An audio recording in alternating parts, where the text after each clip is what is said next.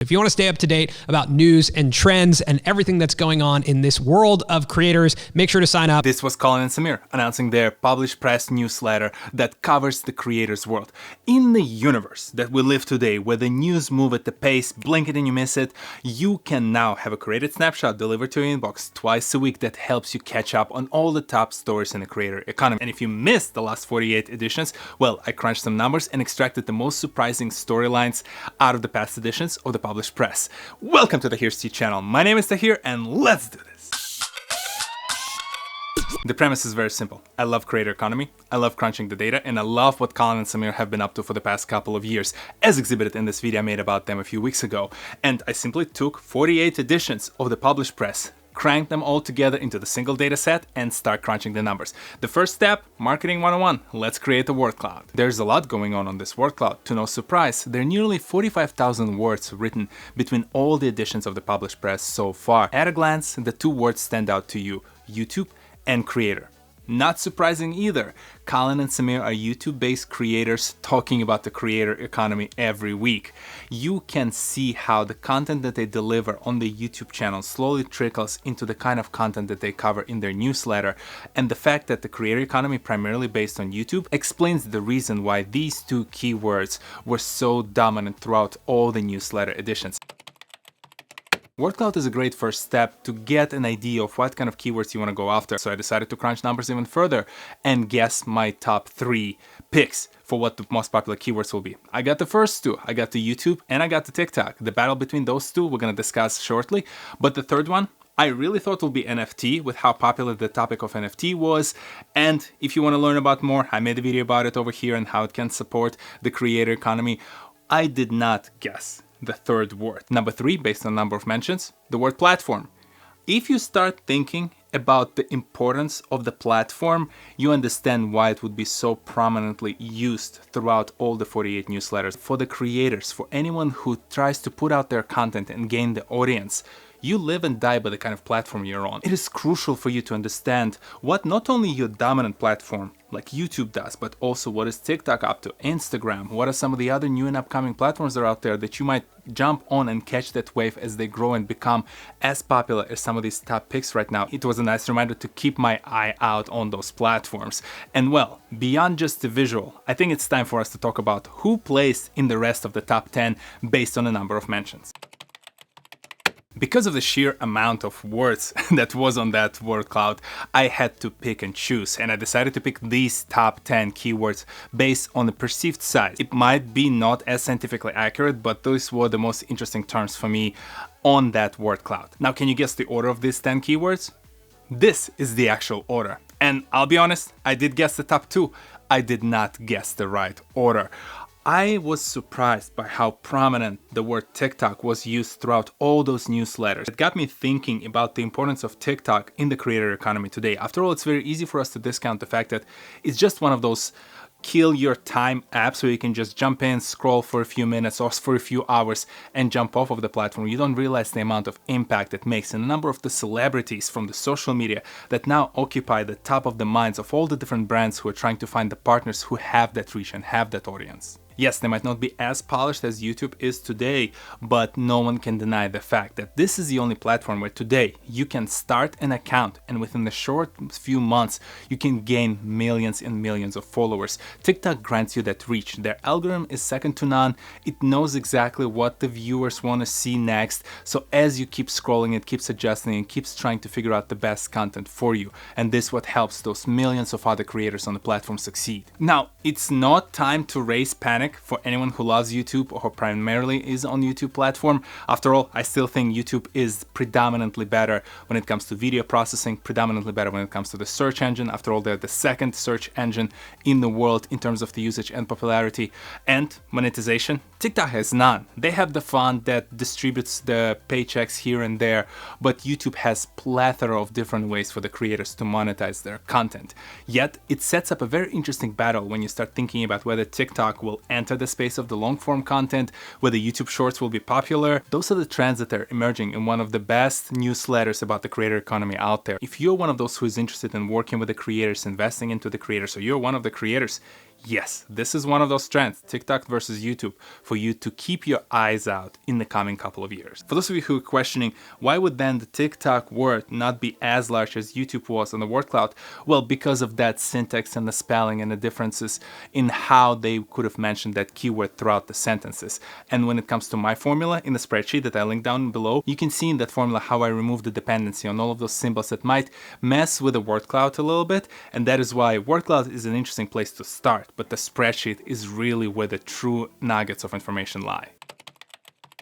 Since I use a number of keyword usage in the newsletters as a ranking method for the most popular keywords, I decided, what if I plot them on a timeline and see whether TikTok just like picked up in the recent months, did it just start at the very beginning and Colin and Samir no longer talking about it, and so here comes this time chart. You can clearly tell TikTok's blue line staying ahead of YouTube in most cases. YouTube has this one single spike earlier in the year where TikTok had a series of spikes in July and late September, early October. For the YouTube's red line, that spike earlier in the year was a great newsletter edition based on Colin and Samir's interview, or Chief Business Officer of YouTube, as well as the analysis of their Q2 earnings and interesting trends and data points that they've observed, as well as the conversation about how other more experienced creators are expanding on the platform into additional channels. So it was very YouTube focused news content. It was very much appreciated from the perspective of a reader like myself who is trying to learn more about the creator economy. On the blue line for TikTok, the most interesting spike and the largest spike associated with the newsletter in July that discussed Ed Sheeran's first ever live TikTok concert that was purely curated for TikTok and even set and recorded in the vertical format, as well as the conversations about the real estate industry and how even the old school industry like real estate can benefit from the TikTok influencers. These are the kind of trends and themes that you can observe in the newsletter, and these are the kind of trends that you then heighten your awareness for and you start noticing in the world around you.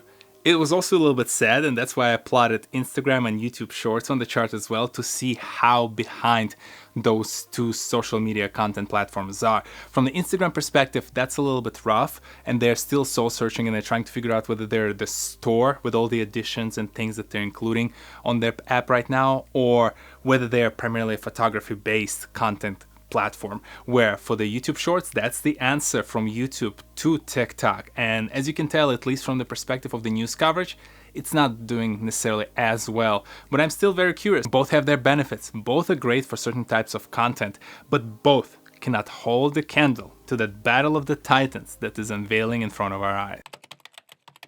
As a light snack, at the end of the analysis, I put together this additional timeline chart to see how the mentions of other keywords in the top 10 progressed throughout these 48 editions of the Published Press newsletter. To no surprise, platform keeps occupying that top line with all the others kind of like mingling at the bottom and really reacting to certain events that say happened around Mr. Beast or NFTs or any of the other keywords that I selected. For the platform, I'm not going to repeat myself. I mentioned it at the top of the video. It's just that one key item that both covers and encompasses the rest of the platforms outside of the YouTube or TikTok, as well as it touches on the importance of making sure you have multiple of platforms when you enter the creator economy. As we learned from a lot of creators, some controversial creators like Amaranth, who I discussed in the last week's video, you have to constantly keep yourself in check when it comes to what kind of platform you go after as a creator or the business professional investing in the creator economy. Overall, a lot of the information that you can observe right now on all the social media platforms and other different publications that discuss the creator economy, you'll notice a very common trend. It's just, I trust Colin and Samir's opinion, and yes, one would argue that their opinion is actually the one that introduces some of those biases into the type of words that are being used and the type of topics that the Published Press newsletter covers. But I'd argue their gut check when it comes to what are the hot trends in the industry ought to be trusted. After all, they spend years in the industry interviewing other creators, talking about how this industry will evolve. They were there at the very beginning of before it was called the creator economy. So one would strongly argue their bias is very well informed. By the way, I linked the spreadsheet down below if you'd want to take a copy of it, crunch through the data in a different way, or look at the tables that I put together in some of the graphs. You're more than welcome. There's nothing private about this data. It's just a lot of great additions, 48 exactly, of the Published Press newsletter, a little bit of my Excel or Google spreadsheet magic, and a fun content and a video for us to discuss. Did you know that Colin and Samir have their own newsletter? Why aren't you subscribed yet? And what are other topics or interesting trends that you've observed in the creator economy that just pose a question in front of you that you don't know where to find the answer for? Well, you might be just on the right channel. Stick those questions, ideas, and comments in the section below. I know it's a little bit of a different video, but I started my career in the analytics. I was just reading, catching up on some of those newsletters from Colin and Samir, and I was like, I wonder what will happen if I just put together all this data. And here we are. It actually turned out to be an interesting video. Great video for the short week that I have ahead of me because of the fact that I have to travel to Boston the following week. And well, just something interesting for me to pay attention to. And if you're familiar with the theory of the heightened awareness, now I have a heightened awareness for some of those keywords because I know that they're trends. There's something happening around some of these platforms, some of these themes that we've observed in the newsletters around the creator economy. So we should be very careful and paying attention. And if you're curious yourself about the creator economy, different topics in it, if you're curious to see other inspirational individuals across all different walks of life and industries trying to make their mark over here while we're still developing this whole thing, well, you're in the right place. I have plenty of those stories on this channel because I'm here every Saturday at 10 a.m. Eastern. Hit that like button, hit that subscribe button, share this video with some of your friends. Here are a few more videos for you to enjoy, and I'll see you in the next one. Peace.